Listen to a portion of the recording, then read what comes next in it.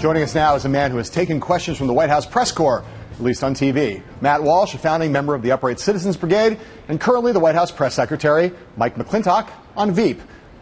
Thanks for coming on the show. I love it. Thank you. Last time I saw you, you were in a penguin suit. We were in our monkey suits. Yes, at the White House Correspondents' rubbing shoulders with the powerful and elite of Washington. There were many famous people there and many rich people there. Duck Dynasty was there. Duck Dynasty was there. But the only person you were the only one I wanted to talk to.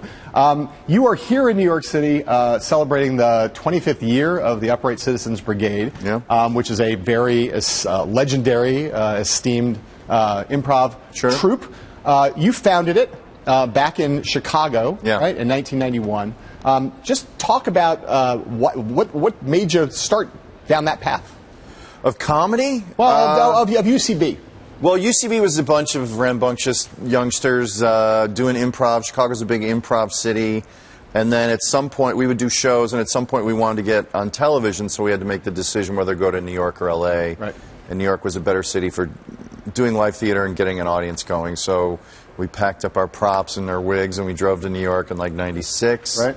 Got a TV show in 98. Fortunately, opened a theater in 98 because we would teach classes to sort of support our side projects like making little short films and such. And then the rest is, like you said, we're a legend. I mean, we're a legitimate legend. Yeah, it's like, there was, for an earlier generation, Second City was, the thing that everybody thought of. It's like when Dylan came out. And went electric. Yeah, it's similar to that. Yeah. It's always good in an interview to compare yourself to Bob Dylan. That's always a good way. Sure, and date myself. Yeah, and date yourself. But I'm going to ask you about New York and L.A. because UCB's out there too. But first, I just want to stay in Chicago. Go.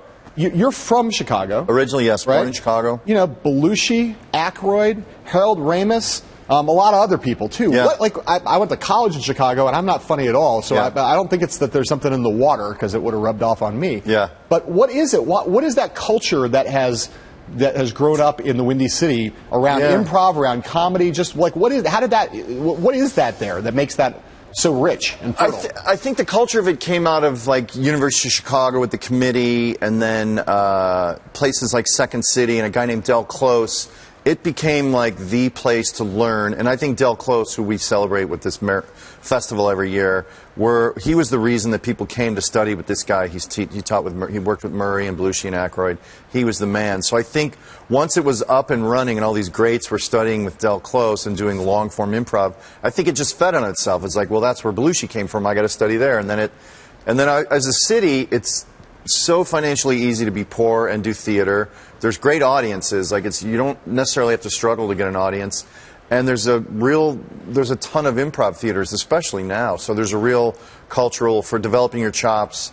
Del used to say it's not the marketplace it's more of an experimental place where you can really learn your skill before you have to go out and sell it in LA and New York. So I think those factors combined make it ideal.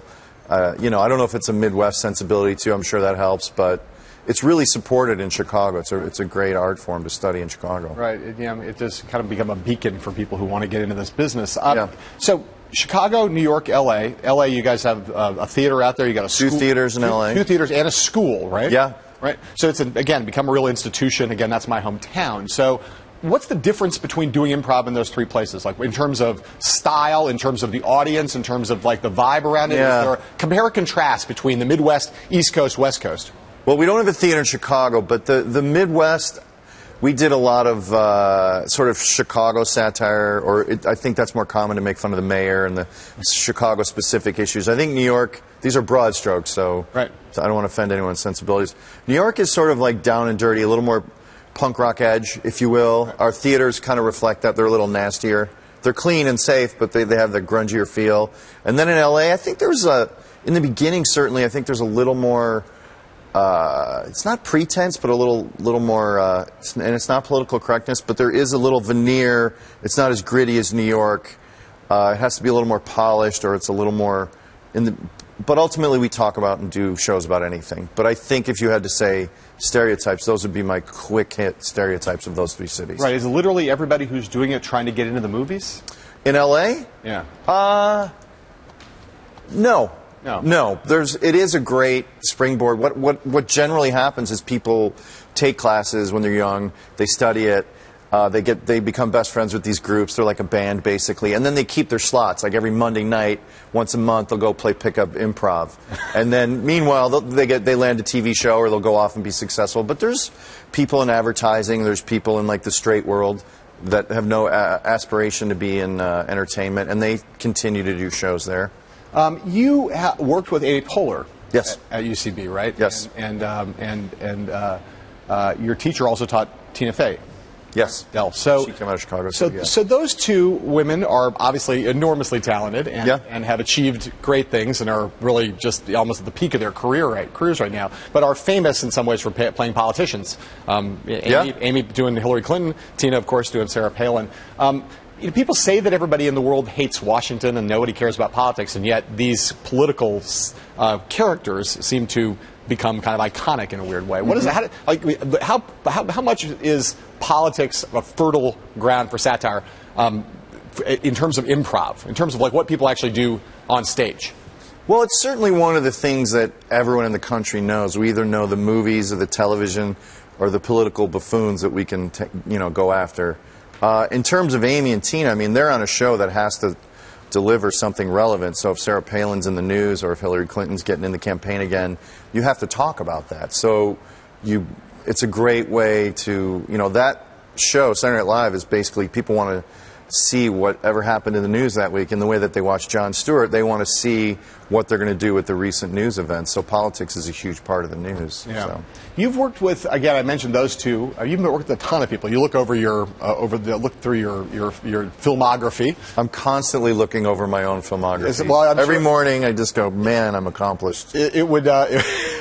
You don't do that about your life? Well, sadly, I have no filmography, so I'm not able to. But your resumes, you don't go over your resume every morning saying, "Man, I'm doing great." You'd be surprised that I engage in other forms of self-flattery. Okay. I was going to say self-pleasuring, but I'm not sure you can say that on television, at least on this television. So here's the question. You've worked with people like Zach Galifianakis and Seth MacFarlane on the first Ted movie. Who are like the geniuses that you've worked with? The people you think of as. I mean, have you worked with comedy geniuses in your view? I don't know. In my view, I would throw that label on writers, like Armando Iannucci, for example. Right. Like he probably would say that's ridiculous, but who's the writer? Armando Iannucci created the show Veep, and he was like sort of the head writer, and created a bunch of shows in England called The Thick of It, and he did the movie In the Loop. Sure. I think he possibly could be a genius because his ability to create these shows and not just hire talented people and writers, but also I think his perspective and getting to the simple truth of, certainly in our show, I think his vision about because people seem to respond to our show and say it's pretty accurate. Like, I think he might be a genius. And he's prolific. Like, I think you have to be prolific to be a genius. You can't just have, like, one good idea, I think. You have to have a bunch of good ideas. So what about in the realm of improvisational geniuses? People you've worked with on stage who were... complimentary. Well, genius is really, like, hard to say. All right, superstar. Who's amazing? How about, can I say that? People who are amazing. I think Zach Woods, who's on Silicon Valley, is one of the more amazing improvisers I've seen. A guy named Neil Casey, who pops up in a bunch of things. Ian Roberts, who I came up with, I think is one of the best improvisers around. To me, improv guys, Adam McKay, who's a director now, back in the day in Chicago. He came out of Chicago. He was pretty brilliant. I think your ability to write so quickly and extemporaneously and get to funny things, improv is all about that. Tina's a great improviser. Who's the greatest? Who's the greatest maniac you've met in comedy? Greatest maniac. The most Belushi-like. Horatio Sanz back in the day. I was hoping you were going to say that. Really? Yeah. You love him? I love him. Yeah. And I also assume that you have some great stories to tell. Well, as we bring this segment to a close. I won't incriminate him, but okay. Well, you can. It's free. No one's watching. It's all right. Let's watch. No one. Yeah, Mom? No, I told my mom to watch.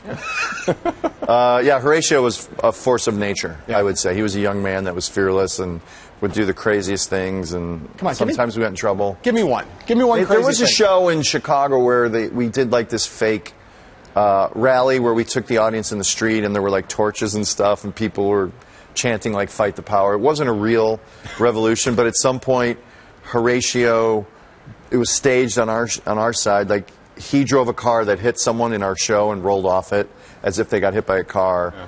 And then the cops came, and he didn't even tell him he was an actor. Didn't even tell him it was a show. He just stayed in character, and they put the cuffs on him and threw him in the cop car. Like, he stayed committed to the fake revolution that was happening. Wow, who knew that guy was that committed? Yeah, he's hardcore. Oh, all right. Yeah. Okay. Matt Walsh, thank you very much. You're welcome. It's awesome to have you here. And we'll be right back.